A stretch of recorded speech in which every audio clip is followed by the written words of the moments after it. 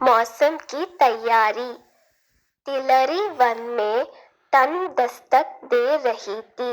سبھی جانور آنے والے کٹھن موسم کے لیے تیاری کرنے میں لگے ہوئے تھے۔ ایک پیڑ پر رہنے والی چڑیا بھی ان میں سے ایک تھی۔ ہر سال کی طرح اس نے اپنے لیے ایک شاندار گھونسلہ تیار کیا تھا اور اچانک ہونے والی بارش اور ٹھنڈ سے بچنے کے لیے اسے چاروں طرف سے گھاس پھوس سے ڈھک دیا تھا۔ سب کچھ ٹھیک چل رہا تھا کہ ایک دن اچانک ہی بجلی کڑکنے لگی اور دیکھتے دیکھتے گھنگھور بارش ہونے لگی۔ بارش سے ٹھنڈ بھی بڑھ گئی اور سبھی جانور اپنے اپنے گھروں کی طرف بھاگنے لگے۔ وہ چڑیا بھی تیزی دکھاتے ہوئے اپنے گھونسلہ میں واپس آ گئی اور آرام کرنے لگی۔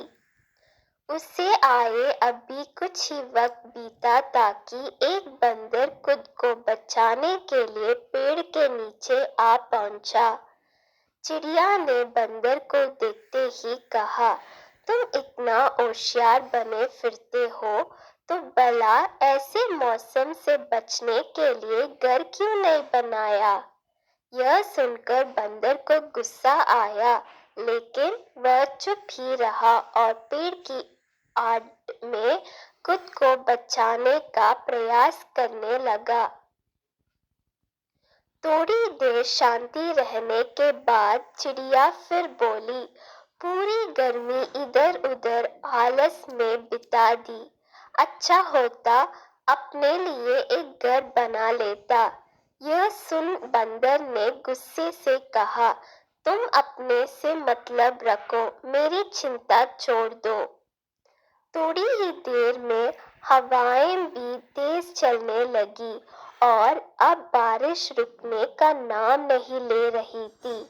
بیچارہ بندر ٹھنڈ سے کانپ رہا تھا اور خود کو ڈھکنے کی بھرسک کوشش کر رہا تھا، پر چڑیا نے تو مانو اسے چھیڑنے کی قسم کھا رکھی تھی۔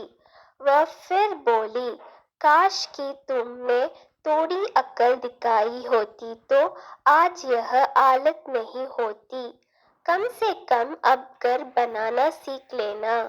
اتنا سنتے ہی بندر غصے سے ترنت ہی پیڑ پر چڑھنے لگا اور بولا، بھلے میں گھر بنانا نہیں جانتا لیکن مجھے توڑنا اچھے سے آتا ہے، اور یہ کہتے ہوئے اس نے چڑیا کا گھونسلہ تہس نہس کر دیا۔